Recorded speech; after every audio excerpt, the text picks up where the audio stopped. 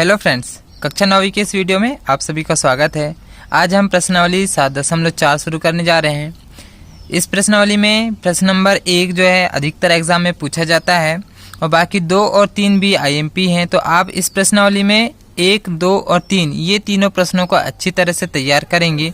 और इस तरफ में जो प्रश्न है, प्रश्न नंबर 4, 5 और जो 6 है, ये एग्ज़ाम में नहीं पूछा जाता। तो आप इन प्रश्नों को स्किप भी कर सकते हैं, आप इनकी तैयारी ना करें।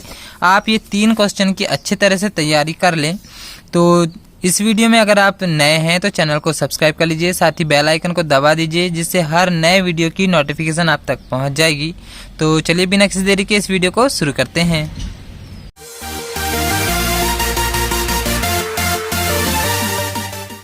यहाँ पर सबसे पहले प्रश्न नंबर 1 देखते हैं। यहाँ हमें दर्शाना है कि जो समकोण त्रिभुज में जो कर्ण होता है यह सबसे लंबी भुजा होती है, ये हमें यहाँ पर सिद्ध करना है। तो आइए देखते हैं। इस तरह से हम यहाँ पर दिया है, लिख सकते हैं।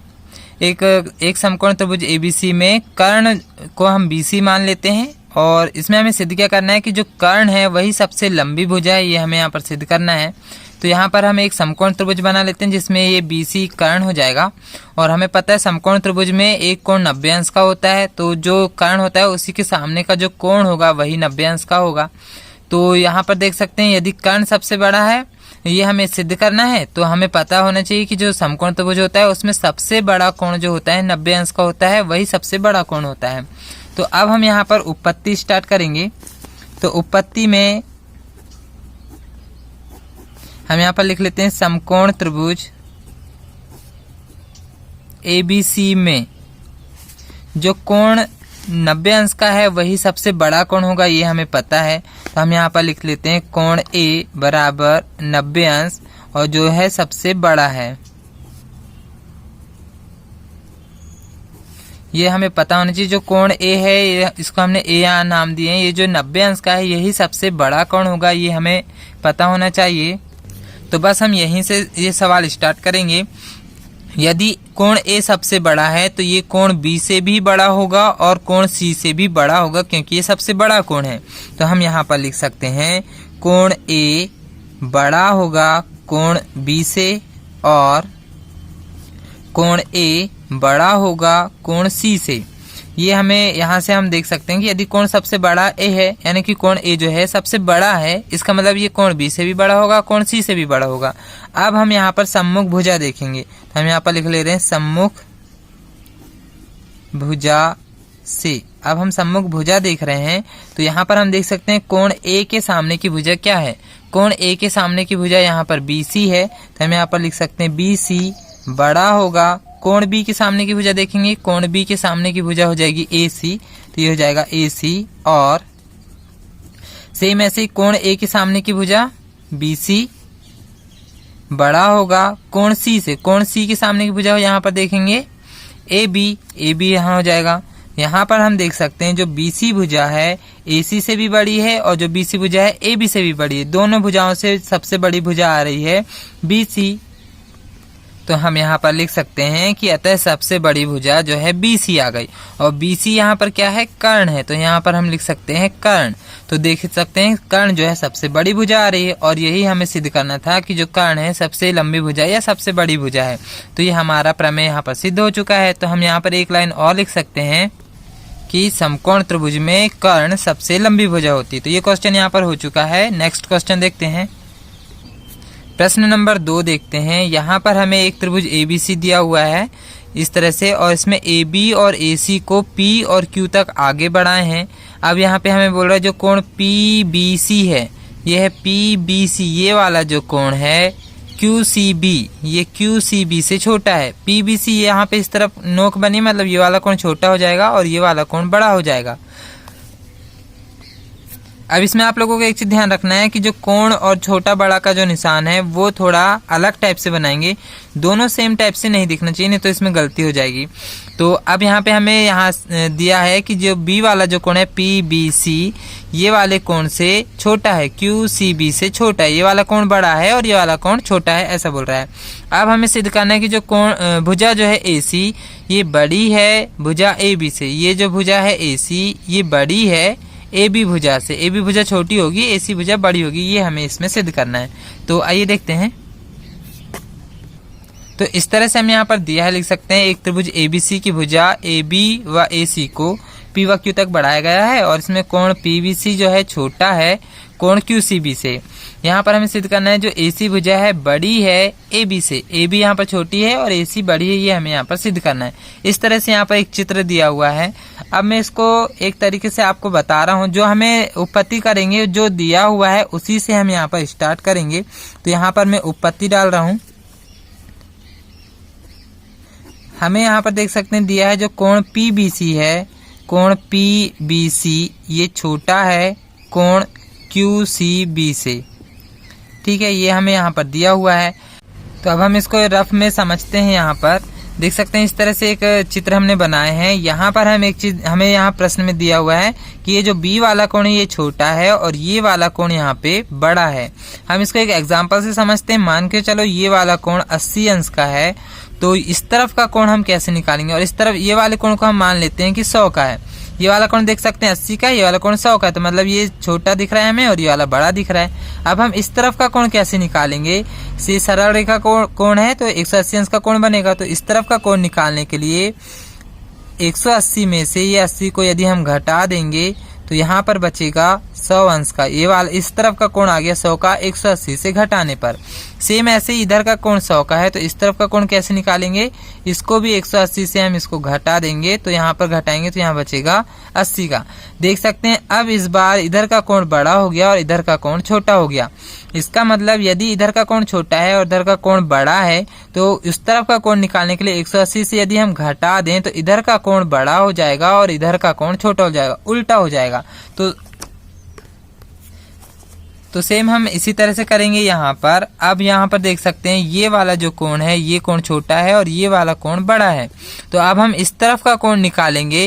तो इस तरफ का कोण निकालने के लिए क्या करेंगे, हम दोनों पक्षों में 180 से घटाने पर, इस तरह से हम लिख दे रहे हैं यहाँ पर दोनों पक्षों को 180 से घटाने पर, दोनों तरफ हम 180 से घटा देंगे।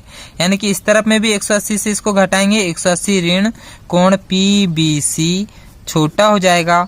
इस तरफ में भी 180 से घटा दे रहे हैं कोण क्यूसीबी, दोनों तरफ हमने 180 से घटाए हैं।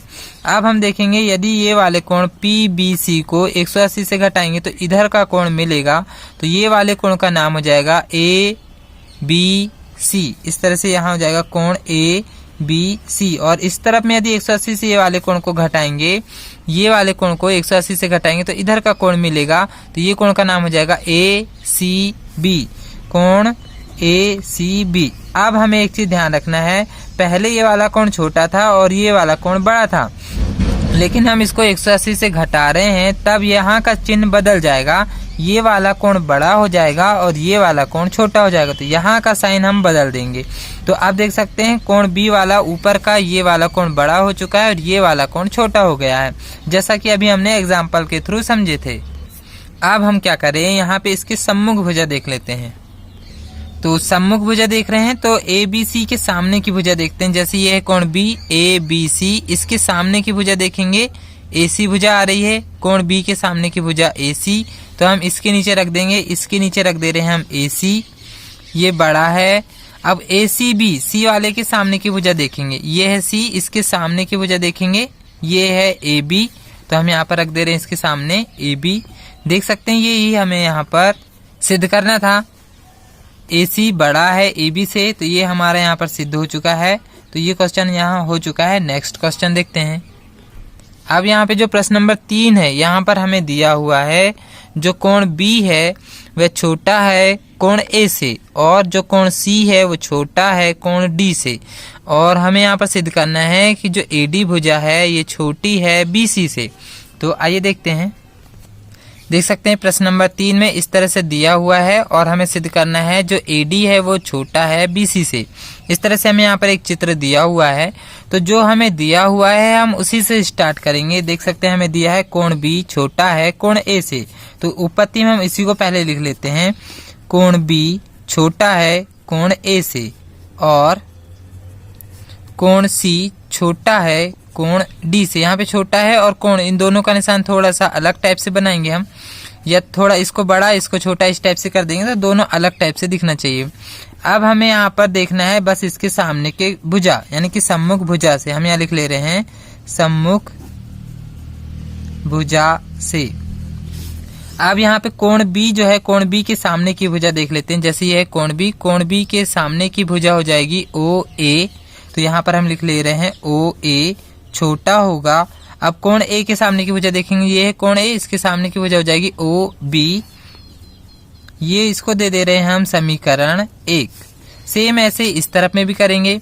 कोण सी के सामने की भुजा देखेंगे, ये है सी के सामने की भुजा ओ डी हो जाएगी, ओ डी छोटा होगा। अब कोण डी के सामने की भुजा, ये है कोण डी, इसके सामने की भुजा हो जाएगी ओ सी, यहाँ पर लिख लेते हैं हम ओ सी, इसको दे रहे हैं समीकरण 2। अब हम क्या करें, समीकरण 1 और समीकरण 2 को जोड़ दे रहे हैं। समीकरण 1 और समीकरण 2 को जोड़ने पर, तो अब जोड़ने का मतलब क्या है कि समीकरण 1 के लेफ्ट वाले और समीकरण 2 के लेफ्ट वाले को जोड़ेंगे और फिर ये निशान लगाकर समीकरण 1 के राइट वाले को और इसके राइट वाले को जोड़ेंगे।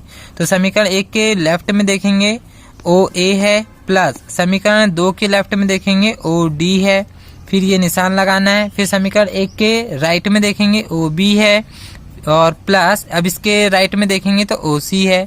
अब यहाँ पे ओ ए प्लस ओ डी लिखे हैं, इसको अब हम चित्र में देखेंगे तो ये है ओ ए और ये है ओ डी। यदि हम ओ ए और ओ डी को जोड़ेंगे तो देख सकते हैं एक बड़ी भुजा मिलेगी ए डी, तो यहाँ पर हम लिख लेते हैं ए डी, फिर ये छोटा है। अब ओ बी और ओ सी दोनों को जोड़ लेते हैं, तो ये है ओ बी और ये है ओ सी, ये दोनों भुजा को यदि हम जोड़ेंगे तो एक बड़ी भुजा मिलेगी बी सी, तो हम यहाँ पर लिख लेते हैं बी सी। देख सकते हैं क्या हमें यही सिद्ध करना था, देख सकते हैं ये हमारा सिद्ध हो चुका है।